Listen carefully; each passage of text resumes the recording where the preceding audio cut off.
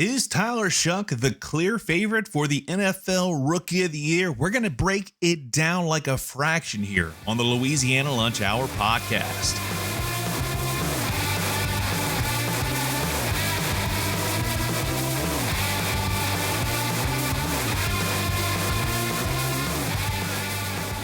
And welcome everyone to the Louisiana Lunch Hour podcast. Appreciate you as always for listening in.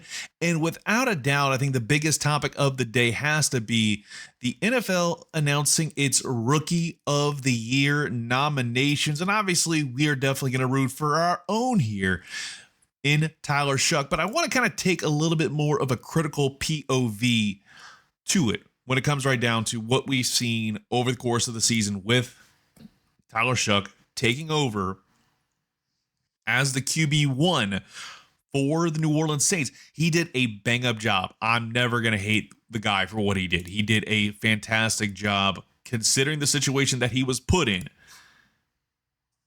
But whenever I look at this grouping that they have right here, right now, this young man is an absolute dog for what he's been able to do. I'm impressed, to say the least, to see what he's been able to do.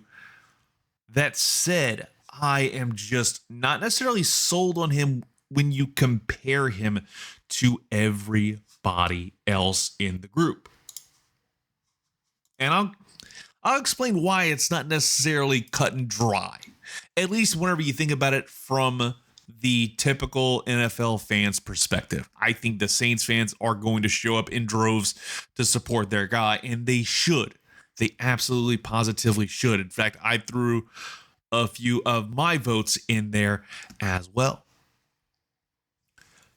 That said, you look at the numbers and you look at who he's competing against, and I think obviously the quarterback position holds a lot more weight relative to what's going on in the people's minds. And I think the Rookie of the Year, more often than not, falls on, most years, it's a skill position player, which makes me think that my third choice in this, if I were a completely neutral party, I think Ted McMillan, the Panthers wideout, should be the strong favorite for Rookie of the Year, at least in my mind, because it seems like it's always that skill position player is the guy, unless there is a true standout player in that grouping. You know, you go back just in the last few years. Let's just go ahead and break it down like a fraction the last few years.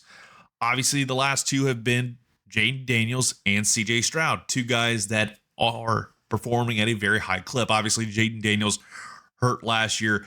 Lo and behold, CJ Stroud in his second year has this team going to the postseason, getting a nice win over the Pittsburgh Steelers on Monday night, and also causing Mike Tomlin to say, you know what, I'm going to go ahead and head out. But you go look at the last, let's say 10 years, right? From 2016 to the 2025 season, just for comparison's sake, you've had 1, 2, 3, 4, 5. 5 of them being quarterbacks, and then the rest of them are between running backs and wide receivers with 2 apiece. So obviously, there is more influence to get a wide receiver to be considered, a quarterback to be at the top of the list. You look at those guys: Dak Prescott, Kyler Murray, Justin Herbert, CJ Stroud, Jaden Daniels. The others that are in there: Alvin Kamara, Saquon Barkley, Jamar Chase, and Garrett Wilson. I think there's a strong debate for all of those guys. That said, I think it's going to be a bigger debate between Jackson Dart and Tyler Shough when it comes to Rookie of the Year. I think Ted McMillan could make a strong case if you just look at the numbers and break it down like a fraction. I definitely believe that we're going to wind up getting an interesting turn of events, to say the least. I know some of the other ones, Ashton Jeanty, a guy from Boise State, he did a really good job this past season. So I am very intrigued to see what happens with this voting process, especially when you put it in the hands of fans. It causes some interesting debates. I'll just go ahead and say that. But let's compare the two guys that are probably the clear front runners. I haven't necessarily looked at the odds yet on DraftKings or FanDuel or any of them for that matter, but I'm almost certain those two guys are at the top of the list if you're throwing down some ducats on this. Mainly because I firmly believe that Shough, in terms of what he's done for his team, he deserves more cred, right? Because Tyler Shough had a really good second half of the season. If this were rookie of the second half, he'd win that like running away. 5-4 in the second half of the season as a starting QB, and he looked good. He progressed very well in every single one of the games he was in. From the time he took over as a starting quarterback, he got better. Every single game, he got better. There was that one moment in the game against Tampa where he only threw for 144 yards, but they still won the damn game. So at the end of the day, I think that alone is probably a big reason why many people are going to be shouting off the rooftops over in the 504 in the state of Louisiana to get Tyler Shough to be the guy, because he's got the better completion percentage and more passing yards in comparison to Jackson Dart. So in that sense, especially when you think about the way the experts put these things together, right? Is when the experts vote on it, they look at the counting stats. That is the one that matters the most. Flip it on its head. You've got Jackson Dart. He has gotten better overall numbers when it comes to the pure passer rating, more touchdowns, passing and rushing. But I think the biggest factor, if you are voting with complete neutrality, I think you got to go with Tyler Shough, because he was able to have a winning record and turn around a team that looked like they were going to be a top 5 draft pick in 2026 and were going to be searching yet again for a QB. And again, that's just how I see things. Again, when you go look at Jackson Dart, he started off his season a lot like Tyler. He was an understudy, wound up taking over, didn't necessarily do all that well. Hey, if you want to go tie goes to the runner, I think Tyler Shough deserves it by default, because Tyler Shough head-to-head beat Jackson Dart. Don't forget that. Excuse me, that wasn't Jackson Dart. That wasn't Tyler Shough. That was some Spencer Rattler's one and only win as a Saint. But regardless, Saints beat Jackson Dart. I think that just by law of transitive properties deserves to be a check in the column for him. I don't necessarily think it's as clean cut or clear cut as some are making it out to be, but I firmly believe he definitely deserves a fair shake when it comes right down to it. It's a 2-horse race, I think, in my mind. I would love to see Ted McMillan be considered. I know it's a NFC South rival, but he was very, very good. So I'm definitely kind of intrigued to see how the fans will vote for this. I'm personally going to throw my hat in the ring and say Tyler Shough should be the guy. Purely based off of some of the latest lines that have popped up. And again, this hasn't necessarily been like up to the absolute second. In fact, some players that aren't even in consideration, like Ashton Jeanty, he was nominated. He was amongst the finalists for this list. And again, this is coming from a lot of different sources. Vegas Insider, having FanDuel.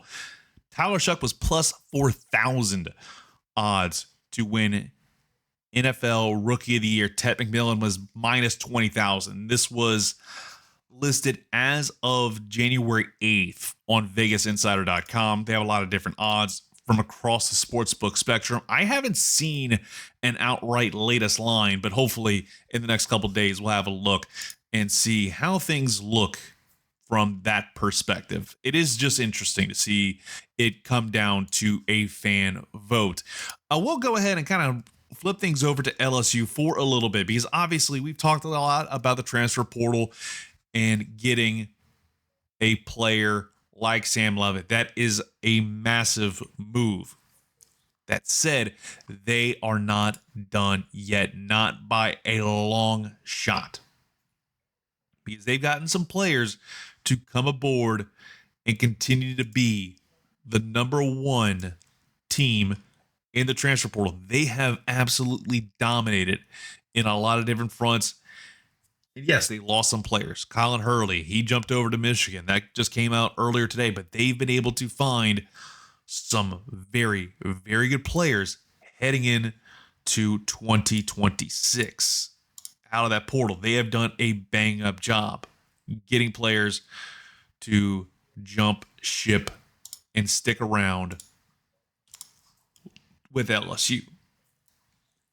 Yes, some players have jumped ship, but seeing guys come over like Dylan Jones out of Wisconsin, he just committed on Tuesday. We taped this the day before. You have a lot of other players that have jumped ship. Wide receivers have absolutely filled up the board for the LSU Tigers. But more recently, they've been able to get some absolute monsters on the offensive line, which is good news. But seeing them get a really good running back is another positive. So we're seeing a lot of good things with LSU saying, hey, we are committed to building something special heading into the 2026 season. And it feels like they're doing a lot more work than maybe the former head coach was doing. And we'll stick with the transfer portal for a brief moment, because some interesting stuff came through not long after I literally walked back in the house, was like, all right, work day's done. Time to just relax for a little bit and then get ready to tape this podcast. And the news comes out that you have, Walker Howard. He has had an interesting, circuitous journey if there ever was one. Seriously, Walker Howard has been all over the map over the course of his career as a college football player. Started off at LSU as a freshman. Obviously, his dad played for LSU back in the Gap, Jamie Howard. Didn't work out over there. Went over to Ole Miss for a couple of years. And then said, you know what? I'm going to go ahead and enter the transfer portal after the end of the 2024 season. Made it to the University of Louisiana, being the QB for the Raging Cajuns. Got injured. Didn't necessarily see a whole lot of the field after that. They gave another young man out of Catholic High, New Iberia, a chance. Next thing you know, you had Lunch Winfield take over and dominate and change the story for this team for the better. Obviously, was a tough break to see the young man get an opportunity to be the starting quarterback finally after all this time of waiting, because there was a lot of hype about this young man from Jump Street, his senior year at STM. Somebody who was listening to the play-by-play calls of STM Cougar football at my previous job. I was hearing this dude's name on the regular for about 3-4 years. This was the guy everybody was talking about. It's like, oh man, this dude's going to be the next big thing. He was a 4-star recruit, fielded offers from everywhere: Notre Dame, Alabama, Arkansas. Like, so many teams across the country were wanting this guy. And now he's sitting there like, what happened? Again, whenever you have a situation where Jaden Daniels was there at LSU, he was just kind of sitting there hanging around for the most part. Transferred out, went to Ole Miss, didn't see the field all that much, largely in cleanup time. Transferred over to Louisiana to try and get another chance to kind of kickstart his career. Doesn't happen because of an injury, and also a guy turns out to be way better, and it was your third string quarterback. And now a lot of reports are coming out early. Again, it is very, very, very, very early. But reports are saying he may be going back to Ole Miss and get himself a nice little payday before wrapping up his career as a college football athlete. Now, again, who knows what's going to happen over at Ole Miss with the new regime, with the new boss in charge, and also the fact that in the last 48 hours, Trinidad Chambliss got denied his eligibility waiver, so they need a quarterback. Who's to say if Walker Howard is healthy, 100% ready to go, can he be the next Trinidad Chambliss and really improve his draft stock in the SEC? Time will tell. Definitely, I'd say a surprise, at least to me. Appreciate you listening into the Louisiana Lunch Hour podcast. We'll talk to you tomorrow. So make sure you subscribe today. That way you don't miss a thing.